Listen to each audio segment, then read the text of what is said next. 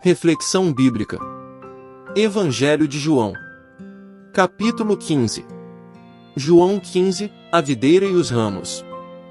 No capítulo 15 de João, veremos que na derradeira noite de seu ministério, depois da ceia, Jesus ensinará aos apóstolos que ele é a videira verdadeira e que seus discípulos são as varas, ou seja, os ramos.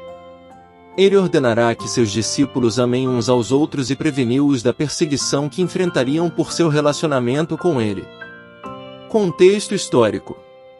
Após cear, Jesus ensinou aos apóstolos o que fazer para voltar ao Pai Celestial e ao seu amor e para demonstrar seu serviço a ele. Então, prometeu-lhes que enviaria outro Consolador, o Espírito Santo de Deus, que viria para consolá-los e convencê-los do pecado. É chegada a hora. O fracasso de Israel em produzir fruto, no entanto, resultou em julgamento divino. Jesus, em contraste, é a videira verdadeira e os seus seguidores permanecem nele e produzem muito fruto para Deus. Acompanhe a seguir o estudo completo de João 15. Versículos 1 ao 14. Eu sou a videira verdadeira, e o meu Pai é o lavrador. Todo ramo em mim que não dá fruto, ele tira, e todo ramo que carrega fruto, ele limpa, para que possa trazer mais fruto. Agora vós estáis limpos pela palavra que eu vos disse. Permanecei em mim, e eu em vós.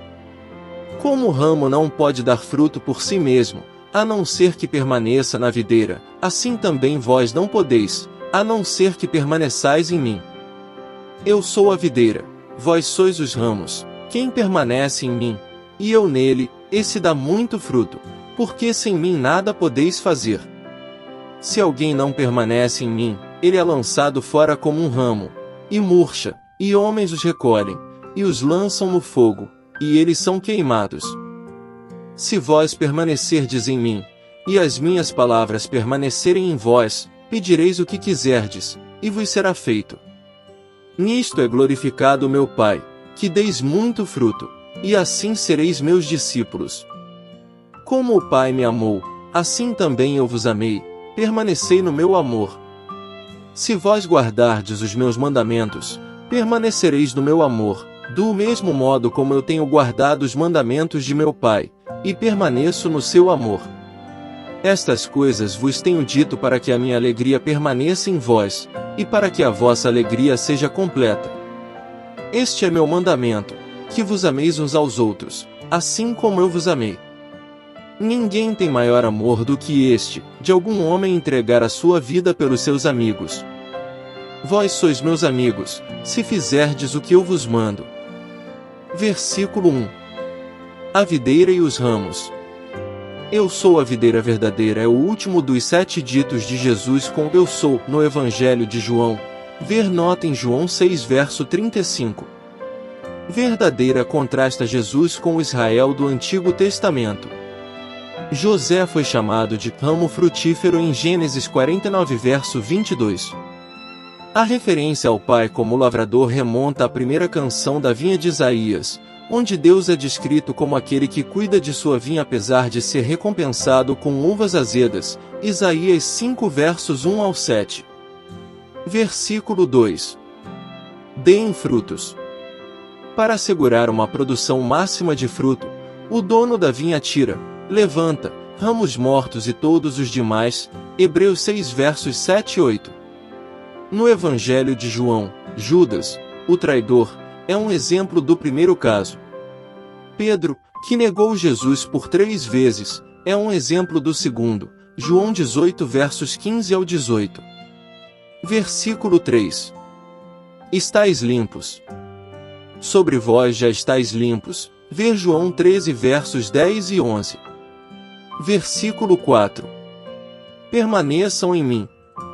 A terminologia remonta à teologia pactual do Antigo Testamento, inclusive textos proféticos acerca de um novo pacto no futuro, Êxodo 43 verso 9. Versículo 5. Sem mim, nada podereis fazer.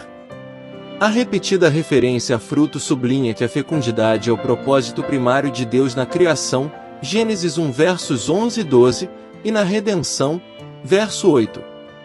Os profetas do Antigo Testamento vislumbraram um tempo em que o povo de Deus florescerá e brotará, e encherá a face da terra com fruto. Oséias 14 versos 4 ao 8. Versículos 6 ao 9. Lançados no fogo. Esse versículo reflete Ezequiel 15 verso 1 ao 8, onde se diz que uma videira infrutífera só é útil para ser queimada. Fogo é um símbolo bíblico comum para o juízo divino. Ver nota em João 15 verso 2. Versículos 10 e 11. Guardem meus mandamentos.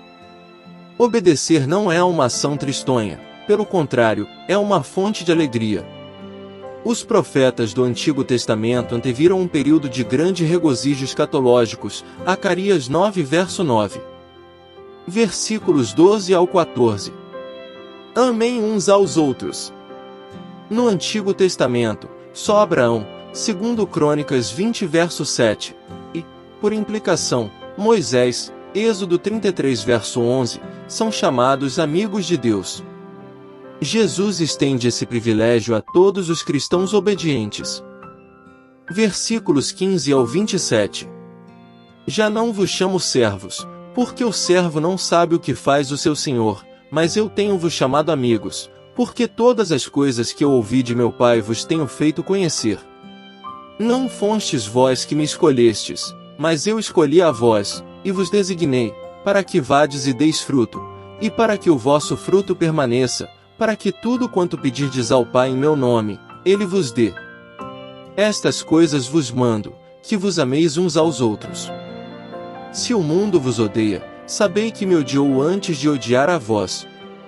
Se fosseis do mundo, o mundo amara o que era seu, mas, porque não sois do mundo, antes eu vos escolhi do mundo, por isso é que o mundo vos odeia. Lembrai-vos da palavra que eu vos disse: o servo não é maior do que o seu senhor. Se eles perseguiram a mim, também perseguirão a vós, se guardaram a minha palavra, também guardarão a vossa. Mas todas essas coisas vos farão por causa do meu nome, porque eles não conhecem aquele que me enviou. Se eu não vier e nem lhes houvera falado, eles não teriam pecado, mas agora não têm capa para o seu pecado. Aquele que me odeia, também odeia ao meu Pai. Se entre eles eu não tivesse feito tais obras, as quais nenhum outro homem fez, eles não teriam pecado. Mas agora, tanto viram quanto odiaram, tanto a mim como ao meu Pai. Mas isso aconteceu para que se cumpra a palavra que está escrita na sua lei: eles me odiaram sem motivo.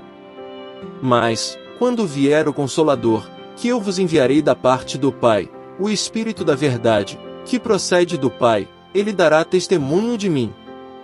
E vós também dareis testemunho, porque estáis comigo desde o princípio. Versículos 15 e 16. Os chamo de amigos.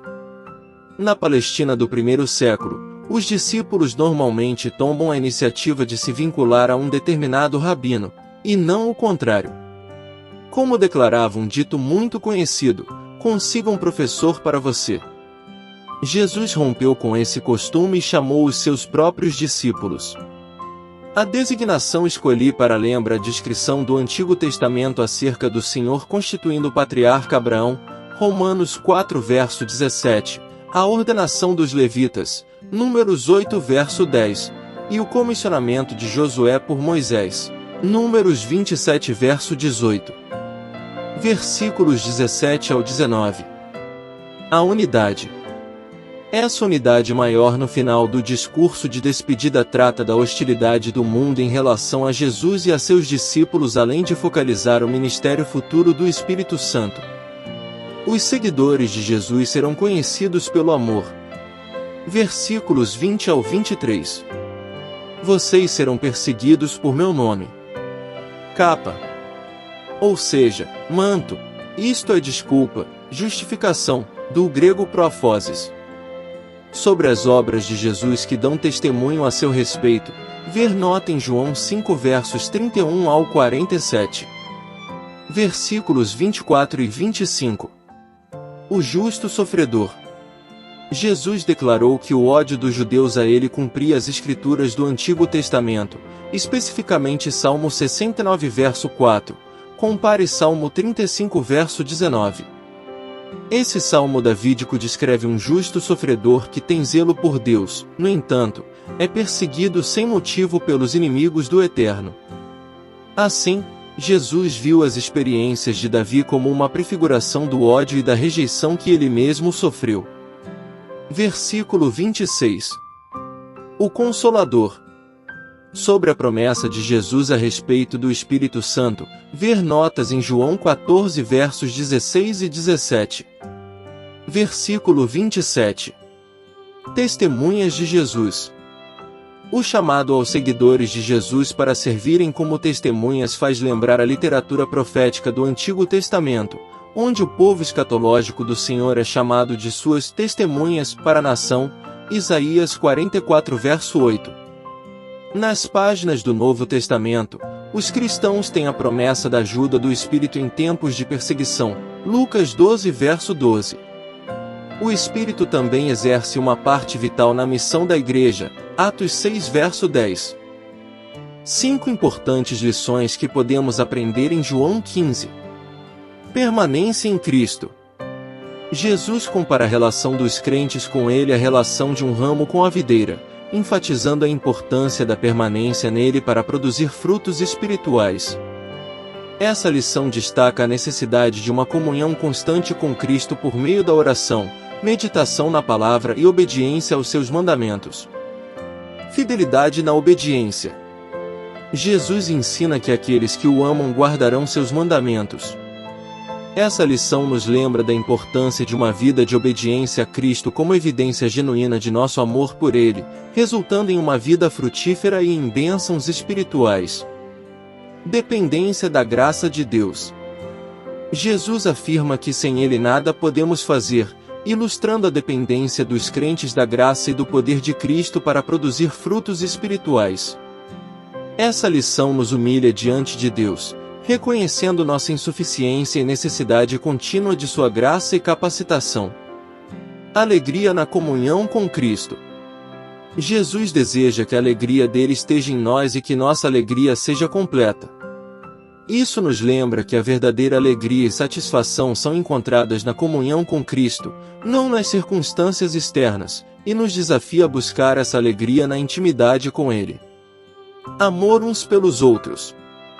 Jesus ordena que seus discípulos amem uns aos outros como Ele os amou, demonstrando assim serem verdadeiros discípulos. Essa lição destaca a importância do amor mútuo entre os crentes como um reflexo do amor de Cristo por nós e como testemunho ao mundo do seu poder transformador. Conclusão. Concluindo mais um capítulo, Jesus dá mais uma aula sobre seu reino, sempre usando figuras de linguagem e dessa vez ele usa a videira e seus ramos. Ele ensina como devemos nos manter enxertados nele, para que nosso fruto seja constante, pois ele é a videira.